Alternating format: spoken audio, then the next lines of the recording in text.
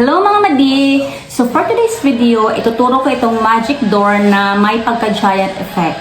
So let's go! Ayan, so first mga madi, ilagay niyo ang mga cellphone niyo sa mga pintuan niyo at mag-record lang kayo ng empty background. Yan po ang first clip natin. Yung second clip is yung ikaw mismo, pwesto ka dun sa malapit sa camera para magmukha kang higante. Tapos, yung third clip is, labas kayo sa pintuan, tapos balik na kayo. So, yun lang mga madi. So, ngayon mga madi, punta kayo sa CapCut, tapos i-click nyo ang new project. Tapos, pinutin nyo yung dalawang video kanina. Tapos, itap nyo ang empty background para ma-highlight at lumabas ang tools. Ganyan. Tapos, hanapin nyo sa baba ang overlay.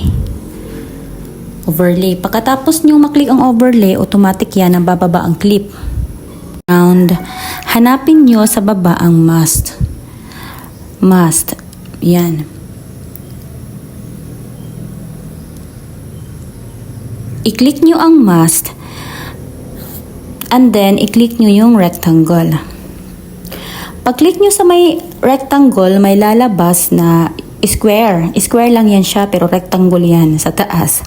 Tapos, itap nyo yung invert. Yung invert. Tapos, napapansin nyo, pumasok na kayo sa loob ng square, di ba? I-adjust nyo yung square sa mismong door. Hawakan mo yung screen nyo para ma-adjust ang size sa door. Paglaruan nyo yan mga madi para ma-perfect nyo yung pag-adjust sa mga screen nyo sa door. Tapos, kapag okay na ang size sa doorway nyo, pindutin nyo ang check sa baba. Tapos, ayan, i-review na natin. So, ayan mga madi, tapos na. Tapos, i-click mo yung export para ma-export na and then ready na. So, thank you for watching mga madi. Please subscribe to my YouTube channel. Thank you.